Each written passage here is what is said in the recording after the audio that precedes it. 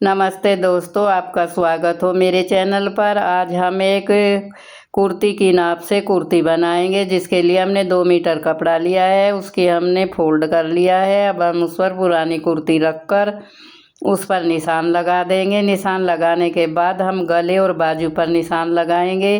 कुर्ती की नाप से ही हम इसको बनाएंगे। जो कुर्ती आपको फिट आती हो उसी की नाप से इसे बनाएं। इस तरह से हम निशान लगा लेंगे। पहले हम इस तरह से सीधा सीधा निशान लगाएंगे। ये हमने बाजू का निशान लगाया है। फिर हम गले पर निशान लगा लेंगे।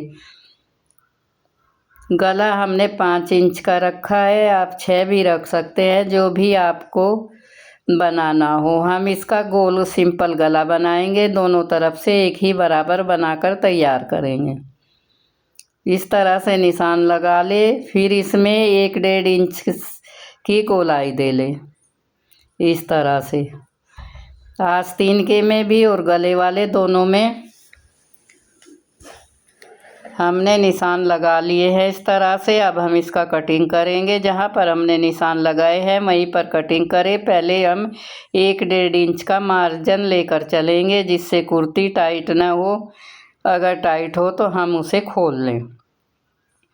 इस तरह से हमने कुर्ती का कटिंग कर लिया है। अब हम कंधे पर इस तरह से थोड़ा सा आधा इंच का इस तरह से निशान लगाकर कटिंग करेंगे, जिससे हमारे कंधे अच्छी तरह से एकदम फिट आए। इस तरह से हमने इनका कटिंग कर लिया है। कुर्ती का कटिंग हो गया है। अब हम आस्तीन का कटिंग करेंगे। आस्तीन का कटिंग करने के लिए हमने कुर्ती में से जो कपड़ा बचा है उसी को यूज करेंगे। इस तरह से अगर इसकी चौड़ाई कम है तो आप इसमें एक तरफ पट्टी जोड़ लें। इस तरह से 4 फोल्ड करके पुरानी कुर्ती को इस पर रखें। उसकी आस्तीन से इसकी नाप को काट लें। अब हम यहाँ पर इसका कटिंग करेंगे इस तरह से, और हमारी थोड़ा सा कम है उसमें हम कपड़ा लगा लेंगे। इस तरह से हमारी आस्तीन की कटिंग हो गई है।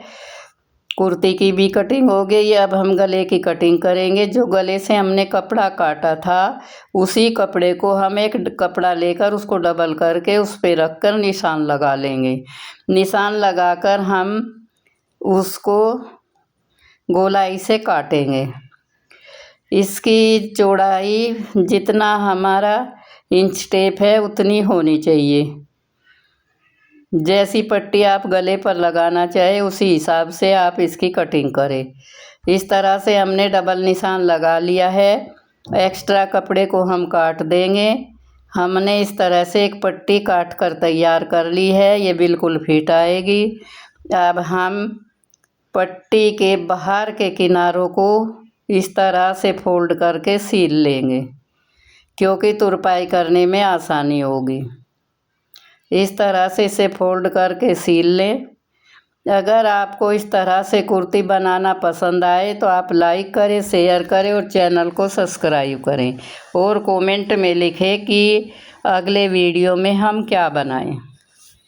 मैंने इस वीडियो को 3 पार्ट में बनाकर तैयार किया है। छोटे छोटे शॉर्ट वीडियो बनाए हैं। ये थोड़ा बड़ा लॉन्ग वीडियो है, इसीलिए आप छोटे वाले भी देख लें और फिर बड़े को देखें, जिससे आपकी समझ में अच्छी तरह आ जाएगी। हमने इसके बाहरी किनारे पर सिलाई कर ली है। अब हम इसे गले पर रख कर आपको दिखाते हैं। ये बिल्कुल फिट आएगा इस तरह से।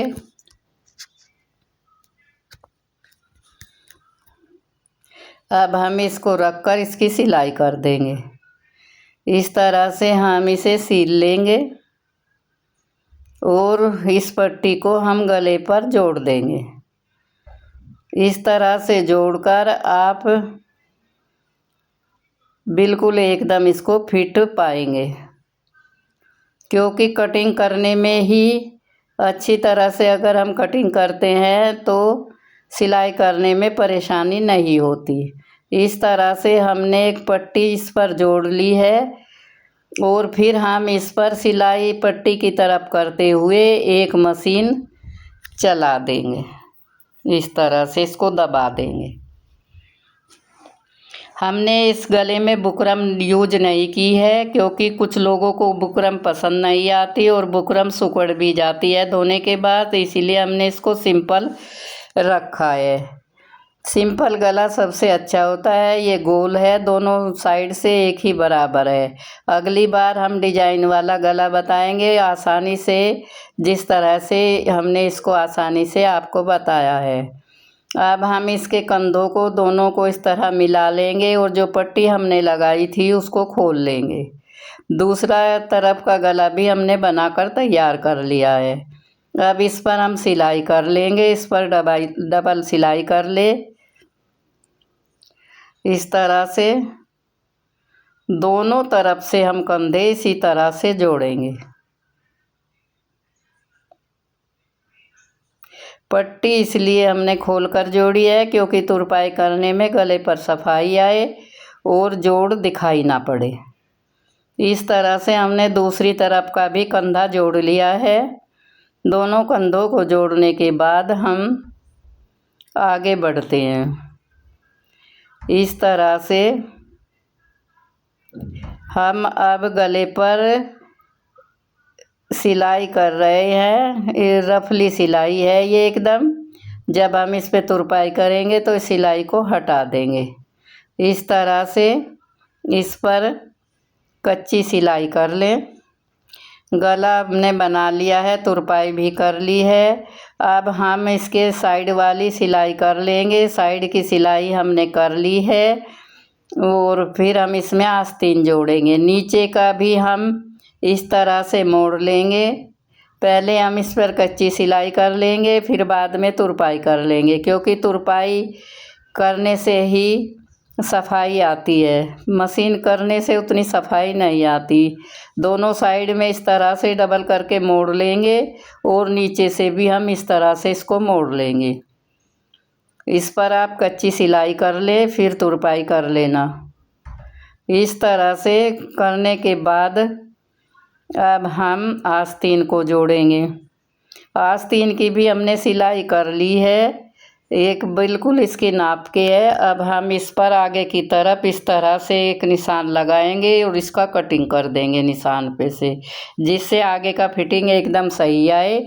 आस्तीन के सेंटर में हम थोड़ा सा कट लगाएंगे, जिससे हम जब आस्तीन जोड़े तो कंधे के जोड़ पर इस कट को बीच में इस तरह से लगाकर पूरे को मिलाते हुए इस पर सिलाई कर लें। इस तरह से पकड़ते हुए इस पर सिलाई करें। कंधे का जो सिलाई है वो पीछे की तरफ रहे।